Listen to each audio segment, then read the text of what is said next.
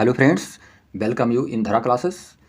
This video is very important for BA first semester Hindi literature के लिए। मित्रों, आज मैं आपको हिंदी काव्य के अंतर्गत मलिक मोहम्मद जायसी जी द्वारा लिखित मानसरोवर खंड की द्वितीय खंड की व्याख्या बताने जा रहा हूँ मित्रों, जो कि आपके लिए बहुत ही इम्पोर्टेंट होगा। यदि आप चैनल पर पहली बार आए हुए हैं तो चैनल को लाइक और सब्सक्राइब अवश्य करें तथा अपने फ्रेंड्स के बीच में इस वीडियो को अवश्य शेयर करने का प्रयास करेंगे, जिससे हर स्टूडेंट के पास हमारा ये वीडियो पहुंच पावे। तो हम स्टार्ट कर रहे हैं मित्रों। मलिक मोहम्मद जायसी जी का जो मूल पाठ है, जिसको मानसरोवर खंड के रूप में हम जानते हैं, जो आपको पढ़ना है, आपके कोर्स में है, तो हम इसका दूसरा भाग आपको बताने जा रहे हैं। तो दूसरा भाग आपके लिए बहुत ही इम्पोर्टेंट है, जिससे आप पूरी तरह से इसको समझेंगे और इसमें से क्वेश्चंस एक्सप्लेनेशन यानी व्याख्या के रूप में क्वेश्चन पूछे जाते हैं। तो ये दूसरा जो खंड आपका है, इसको मैं आपको बताने जा रहा हूँ। इसको आप समझें, प्रत्येक शब्द की मीनिंग को बताते हुए हम पूरी तरह से आपको डिटेल में समझाने का प्रयास करेंगे। तो देखेंगे मित्रों, ये जो दोहा लिखा गया, मिलहि रहस्य सब चढ़हि डोरी, झूल ले ही सुख बारी भोरी, झूल ले नैहर जब ताई, फिर नहीं झूलन दे हैं साई। तो इसको हम पूरी तरह से आपको बताएंगे। इसमें प्रसंग जो आपका बनता है मित्रों, ये कब और क्यों कहा गया, इसके बारे में भी आप थोड़ा समझें। ये दोहा जो है महाकवि जायसी जी इसमें बता रहे हैं कि यह संसार रूपी नैहर तो क्षणिक है, क्योंकि अंत में तो मनुष्य को संसार रूपी नैहर को त्याग कर जाना ही है। पुनः वापस आने का कोई ठिकाना नहीं है कि हम कब वापस आएंगे, इस बात को इसमें बताया जा रहा है। तो ये बहुत ही रुचिकर और बहुत ही इंटरेस्टेड होगा आपके लिए मित्रों। तो इसमें देखेंगे, प्रत्येक शब्द को आप समझते चलें। मिलहि रहस्य, तो मिलहि का मतलब होता है मिलना, और रहस्य का मतलब होता है प्रसन्न होकर, यानी प्रसन्नता के साथ में। सब चढ़हि डोरी, यानी कि इसमें बताया जा रहा है कि सभी सखियाँ जो पद्मावती के साथ में हैं, वो पद्मावती की साथ में जो भी सखियाँ हैं, वो पूरी तरह से वो कहती हैं कि जब तक हम कुंवारी हैं, अर्थात हमारा विवाह नहीं हुआ है, प्रेम से मिलती हैं और सब हिल मिल कर झूला झूलती हैं। मिलहि रहस्य सब चढ़हि डोरी, चढ़हि डोरी का मतलब झूले पर सवार होना, अर्थात जब तक हम कुंवारी हैं, प्रेम से मिलती हैं और सब हिल मिलकर झूला झूलती हैं, अर्थात आपस में सभी लोग आनंद होकर के झूले पर बैठती हैं। झूल ले ही सुख बारी भाई, देखेंगे इसमें इन सब बातों का आनंद केवल पिता के घर पर मिल सकता है। ससुराल में इस आनंद की प्राप्ति नहीं हो पाती है, नहीं हो सकती है। इस प्रकार खेलने का अवसर नहीं प्रदान करेगा पिता के घर पर यदि हम होंगे, मतलब ससुराल में होंगे, तो हमको खेलने का अवसर प्रदान नहीं हो पाएगा और हमको ससुराल में ऐसी सुरक्षित स्थान पर रहना पड़ेगा जहाँ से हमको नैहर के परिवार की कोई खबर नहीं मिल सकेगी।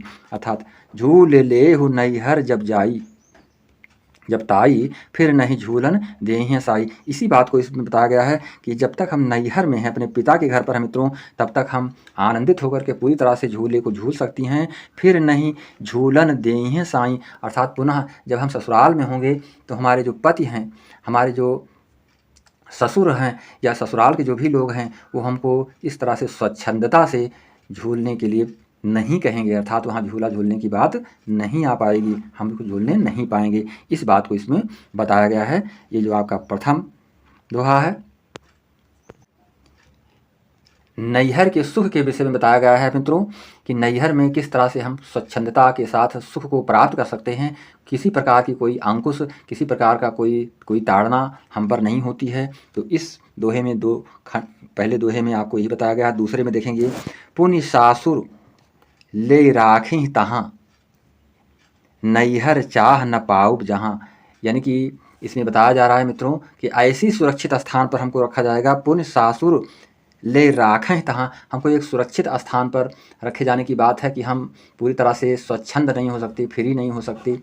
तो इस बात को यहाँ बताया जा रहा है, पुण्य सासुर ले राखें तहाँ, अर्थात वहाँ हमको बहुत ही सुरक्षित स्थान पर रहना पड़ेगा, जहाँ से हमको जो नैहर के परिवार की कोई खबर नहीं प्राप्त हो पाएगी। नैहर चाह न पाऊँ जहाँ, यानी नैहर की जो चाह है, जो इच्छा है, जो उसकी खबर या सूचना है उसको भी हमें प्राप्त होने में बड़ा दुर्लभ होगा और उसको नहीं प्राप्त कर पाएंगे।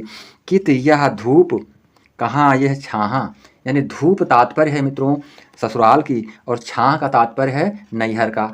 तो यहाँ वहाँ हमको बाहर की धूप और छाया भी नहीं प्राप्त होगी, इस बात को बता रहे हैं जायसी जी पद्मावती के विषय में। पद्मावती की सखियाँ इस बात को कह रही हैं पद्मावती से मित्रों कि कित यह धूप कहाँ यह छाहाँ, अर्थात हमको बाहर की धूप और छाया भी नहीं प्राप्त होगी तथा घर में हम राहब सखी बिन मंदिर माही, अर्थात मुझे घर में रहना पड़ेगा, घर में नहीं रहना पड़ेगा। किस रूप में रहना पड़ेगा?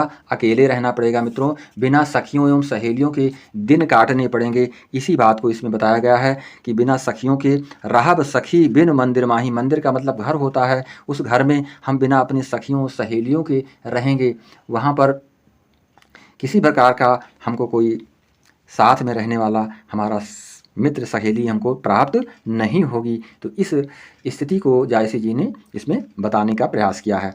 अब हम ये जो आपका अगला दोहा है देखेंगे मित्रों,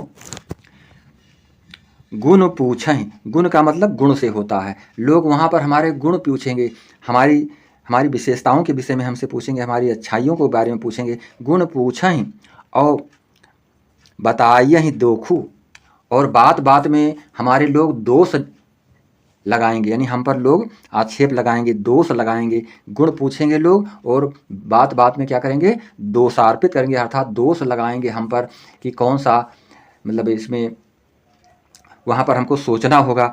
कौन उतर पाऊब तह मोखू, तो ऐसी स्थिति में लोग हमारे गुण पूछेंगे और उसके बाद हम पर दोषारोपण करेंगे, दोष लगाएंगे। वहाँ पर हम सोचना, हमको जानना होगा, सोचना होगा। कौन उतर पाऊब तह मोखू, अर्थात हम किस प्रकार का उत्तर उन्हें दें, कौन सा उत्तर दिया जाए, उस समय उचित उत्तर जो है सोचना बड़ा ही कठिन होगा। इस बात को हमें बताया जा रहा है कौन उत्तर पाऊब तहमोखू, अर्थात हम उनको किस प्रकार का उत्तर प्रदान करें। तो इस प्रकार के उत्तर को प्रदान करने में हमको बड़ी ही कठिनता का अनुभव करना होगा।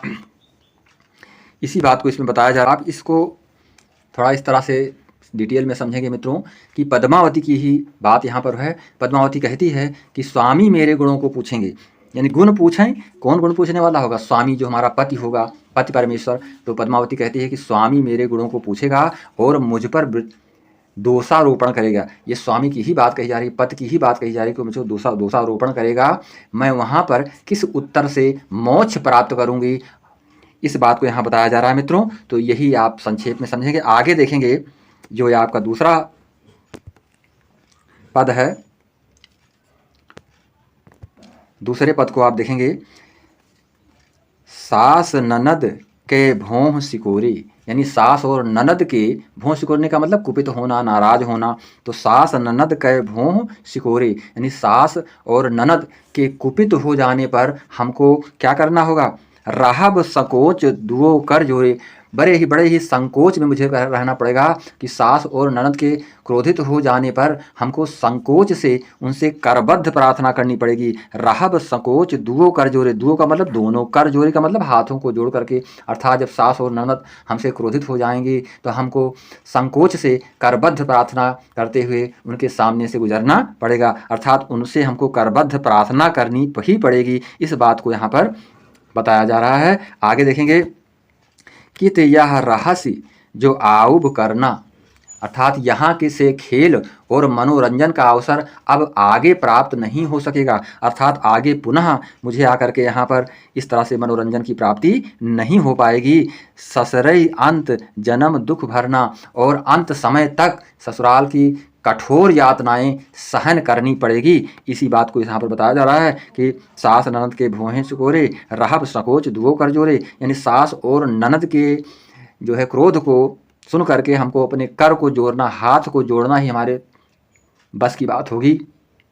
और कित या रहस्य जो आऊब करना, और मुझे यहाँ पर पुनः आना और इस खेल को खेल पाना, ससुरे अंत जन्म दुख भरना, और तो पूरी तरह से जो हमारे लिए दूभर होगा, हम इसको कर पाने में सक्षम नहीं हो पाएंगे कि पुनः नहीं हरा करके और इस खेल को सभी लोग इकट्ठे होकर के खेल पाएं। इसी बात को इसमें बताया गया है मित्रों। बहुत ही सरल ढंग से जायसी जी ने पद्मावती की सखियों की बात और पद्मावती के बीच के प्रसंग को रखा है। अब हम देखेंगे मित्रों इसका जो तीसरा खंड है आपका, इसका ये दूसरा खंड का अंतिम दोहा देखेंगे मित्रों। ये अंतिम दोहा, कित नैहर पुनि आऊब, यानी हम लोगों को पतिगृह ससुराल का रहना उसी प्रकार से सिद्ध होगा। कित ससुरे यह खेल, और फिर आकर के यहाँ पर खेलना हमारे लिए बड़ा ही मुश्किल होगा। आप कह दो हो ही हैं, पूरब पंख जस डेल, पूरब पंख जस डेल। तो यहाँ पर जायसी जी ने इस बात को बताया है, ये जो अंतिम दोहा है, कि हम लोग पतिगृह ससुराल में रहना जो है एक कठोर यातनाओं को सहन करनी पड़ेगी ससुराल में रह करके, और हम लोग पतिगृह यानी पति के गृह ससुराल का रहना उसी प्रकार सिद्ध होगा जिस प्रकार से बहेलिए की डलिया में कसने पर पक्षी का हाल होता है। यानी कि कित नैहर पुन आऊब, हमारे लिए नैहर आना उसी प्रकार से दूभर हो जाएगा, मतलब जिस प्रकार से कित ससुरे यह खेल, और ससुराल में और ससुराल का जो खेल हमारे साथ होगा। आप कहाँ होइए, पूरब पंख पकड़, जिस तरह से जो पक्षी होता है वो बहेलिए की डलिया में रखा होता है और अपनी मर्जी से वो बाहर नहीं जा सकता है, तो यहाँ पर डलिया एक प्रतीक माना गया है ससुराल का, और जो पक्षी है वो प्रतीक माना गया है। नागमती स्वयं अपने आप को या उसकी सखियाँ कह रही हैं कि ससुराल में एक पक्षी और डलिए का संबंध जिस तरह से होता है कि हम अपने बस में, हम दूसरे के ही बस में होते हैं, और बहेलिया यहाँ पर जो पति है उससे तात्पर्य रखता है मित्रों। तो पूरी तरह से ये जो आपका दूसरा खंड है, इसमें अलंकार के रूप में आपको उदाहरण, विषम, उपमा और समासोक्ति अलंकार देखने को मिलेंगे, तथा छंद आपको चौपाई तथा दोहा, यानी चौपाई और दोहा छंद का प्रयोग आपको मिलेगा, तथा भाषा आपकी अवधि है। तो ये हमको पूरी तरह से समझना है मित्रों। अब हम आपको अगले खंड की ओर ले जा रहे हैं। ये जो अगला दोहा है, ये दोहा 4 नंबर दोहा बहुत ही इम्पोर्टेंट दोहा है मित्रों। पूरी तरह से आपको इसको समझ लेना है कि किस तरह से हम इसको लिखेंगे, इसके प्रसंग को समझेंगे। महाकवि जायसी के पद्मावत के मानसरोवर खंड में से पद पंक्तियाँ उद्धृत की गई हैं। जो पंक्तियाँ हैं मित्रों, यहाँ मान सरोवर में स्नान करती हुई पद्मावती के सौंदर्य का वर्णन किया गया है, उसकी सुंदरता के विषय में इस दोहे में बताया गया है। इसके सौंदर्य के प्रभाव को अंकित करते हुए कवि जायसी ने अपनी बात को कहा है। तो देखेंगे मित्रों, ये प्रथम लाइन देखेंगे इस कविता की प्रथम लाइन, सरोवर तीर पद्मिनी आई। बहुत ही स्पष्ट है कि सखियों के सहित पद्मावती सरोवर के किनारे पहुंची, यानी पूरी सखियों के साथ में पद्मावती सरोवर के तट पर किनारे पहुंच गई है। खोपा छोर केस मुख लाई, उसने अपने जूड़े को खोलकर केसों को बिखरा दिया है। खोपा का मतलब होता है जूड़ा, जो स्त्रियां जूड़ा बांधती हैं तो उसी को खोपा कहते हैं। तो खोपा खोर केस मुकलाई, अर्थात उसने अपने जूड़े को खोल करके केसों को क्या किया है, बिखरा दिया है। मुकलाई का मतलब होता है केस मुकलाई, यानी बालों को बिखरा देना, अर्थात केसों को बिखरा दिया है। किसने? पद्मावती ने। आगे देखेंगे, ससिमुख, उसका मुख किसके समान है? ससी माने चंद्रमा होता है, तो ससिमुख मतलब चंद्रमा के समान मुख वाली वो पद्मावती। तो ससिमुख अंग मलयगिर वासा, अर्थात उसका मुख चंद्रमा के समान तथा उसके अंग प्रत्यंग से चंदन की सुगंध निकल रही है। मलयगिर पर्वत पर चंदन के वृक्ष होते हैं, चंदन की सुगंध होती है। तो यहाँ पर बता रहे हैं कि उसने जब अपने मुख को खोला और जूड़े को बिखरा करके बाल को बिखरा दिया तो उसका मुख चंद्रमा के समान तथा उसके अंग प्रत्यंग से चंदन की सुगंध निकल रही थी। इस बात को इसमें बताया जा रहा है। नागन झाँप लीन चहुँ पासा, और ऐसा दिखाई पड़ता था दृश्य कि उस चंद्रमुख पर बिखरी हुई जो केश राशि है ऐसी प्रतीत हो रही है थी कि मानो उसके चंदनी शरीर को चारों ओर से नागों ने ढक लिया हो। यानी नाग किसके रूप में बताया गया है? उसके बालों को बिखरे हुए रूप को बताया गया है मित्रों, कि जब उसके चेहरे पर बिखरे हुए बाल पड़े हुए होते हैं तो ऐसा लगता है कि मानो नागों ने उसके चंदनी शरीर को चारों ओर से ढक लिया हो। इस बात को यहाँ पर बताया जा रहा है। तो पुनः इसको देखेंगे, इस दोहे को ऊपर वाले, कि सखियों सहित पद्मावती मान सरोवर के किनारे पहुँची। आगे देखेंगे, उसने अपने जोड़े को खोलकर केसों को बिखरा दिया। खोपा छोर केस मुकलाई, उसका मुख चंद्रमा के समान था। सस्य मुख अंग मलय गिरवासा, अर्थात उसका मुख चंद्रमा के समान था तथा उसके अंग प्रत्यंग से जो निकलने वाली सुगंध थी नाघन झाँप लीन चौपासा। सस्य मुख अंग मलय गिरवासा, निकलने वाली जो सुगंध निकल रही थी वो अंग प्रत्यंग उस मलय गिर के चंदन के समान जो है सुगंध निकल रही थी। नागन झाँप लीन चौपासा, उसके चंद्रमुख पर बिखरी हुई जो केश राशि ऐसी प्रतीत हो रही थी मानो उसके चंदनी शरीर को चारों ओर से नागों ने ढक लिया हो। तो इसी भाव को इसमें बताया गया है जो आपको लिखना होगा। अब हम इसके आगे की पद को पढ़ रहे हैं, देखेंगे। ओनई मेघ परी जगह छाहा, यानी कि उसके काले सघन केस इस प्रकार फैले हुए हैं। अब केस की ही उपमा दी जा रही है मित्रों। इसको ओनहि मेघ परी जगह छाहा, सस कै शरण लीन जन राहा। ऐसा लग रहा था जब उसके बिखरे हुए बाल उसके शरीर पर दिखाई पड़ रहे थे तो उसे ऐसा लग रहा था कि उसके काले सघन केस जो है इस प्रकार फैले हुए थे मानो संपूर्ण संसार पर बादल छा गए हों। संपूर्ण संसार का मतलब पद्मावती के शरीर के विषय में बताया जा रहा है, उसके मुखारबिंद के विषय में बताया जा रहा है कि मानो संपूर्ण संसार पर बादल छा गए हों और उनकी छाया संपूर्ण संसार पर पड़ रही हो। इस प्रकार के भाव यहाँ पर आ रहे हैं। ओनई मेघ परी जगह छाहा, सस के शरण लीन जन राहा। ऐसा लग रहा था कि चंद्रमा पर जो है संपूर्ण संसार बादल घिराया हो और संपूर्ण संसार में उसकी छाया प्रतीत हो रही हो। ऐसा प्रतीत होता था कि राहु चंद्रमा की शरण में आ गया हो, अर्थात राहु जो है चंद्रमा की शरण में आ गया हो। सस के शरण लीन जन राहा, राहा का मतलब राहु, तो राहु ने, क्योंकि राहु जो है वो चंद्रमा की शरण में आने का तात्पर्य ही है कि अंधकार छा जाना, पूरी तरह से स्पष्ट दिखाई न पड़ना। और छप गए दिन ही भानु कै दशा, अर्थात दिन में ही उसके चारों ओर जो फैली हुई जो केश राशि ने उसके मुख को ढक लिया था। तो छप गए दिन ही भानु कै दशा, लय निस नखत चांद पर गसा। ऐसा लग रहा था मित्रों कि दिन में ही सूर्य छिप गया हो। जब ऐसी दृश्य दिखाई पड़ा, छप गए दिन ही भानु कै दशा, ऐसा लग रहा था कि मानो दिन में ही सूर्य छिप गया हो। और लय निस नखत चांद पर गसा, और चंद्रमा नक्षत्रों सहित उदय हो गया हो। लय निस नखत चांद पर गसा, तो इस बात को यहाँ बताया गया है। आगे देखेंगे आगे क्या बताया जा रहा है मित्रों कि भूल चकोर दीठ तह लावा। भाई चकोर किसको देखता है? चांद को देखता है। तो यहाँ पर देखेंगे जब इस प्रकार की स्थिति उत्पन्न हुई तो श्याम केश राशि से ढके हुए उसके जो मुख थे, तो भूल चकोर दीठ तह लावा, जो उसके मुख को देखकर चकोर को चंद्रमा का भ्रम हो गया। यानी कि केश राशि से ढके हुए उसके जो मुख थे पद्मावती को के, उस मुख को देख करके चकोर जो थे उनको एक चंद्रमा का भ्रम हो गया कि चंद्रमा पर जो है बादल छा गए हैं। भूल चकोर दीख टहलावा, मेघ घटा मह चांद दिखावा। उनको ऐसा आभास हो रहा है कि वो उसके मुख को चंद्र को टकटकी लगाकर देखने लगा, उसकी कि मेघ ने चंद्रमा की राशि को ढक लिया है। इस प्रकार से उनको अनुभूति होने लगी। आगे देखेंगे दसन दामिनी कोकिल भाखी, उसकी दंत पंक्तियाँ। दसन दामिनी का मतलब होता है मित्रों उसकी जो दंत पंक्ति थी वो ऐसा लग रहा था कि दामिनी का मतलब बिजली के समान चमक रहे थे। यानी कि दसन दामिनी कोकिल भाखी, भौहें धनुष गगन लय राखी, और उसकी बाणी भौहें धनुख गगन लय राखी। ऐसा लग रहा था कि उसकी मुख चंद्र को टकटकी लगाकर देखने लगा। हाँ आगे देखेंगे उसकी दंत जो पंक्ति थी बिजली के समान और उसकी बाणी कोयल के समान प्रतीत होती थी।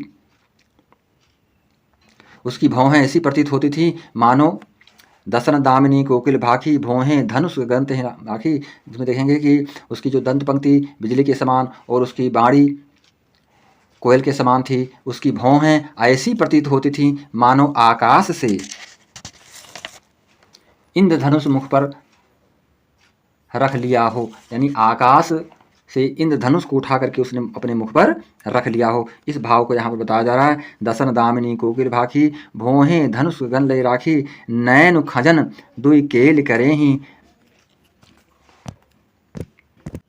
देखेंगे मित्रों, नयन खजन दुई केल करे ही, कुछ नारंग मधुकर रस ले ही। तो इसमें बताया जा रहा है कि इंद्रधनुष मुख पर रख लिया हो ऐसा प्रतीत होता था। उसके चंचल नेत्र जो खंजन पक्षियों की भांति कीड़ा कर रहे थे। किसके? उस पद्मावती के नैन खंजन दुई केल करे ही, अर्थात उसके जो दोनों नेत्र थे वो खंजन पक्षी की तरह जो है कीड़ा कर रहे हैं।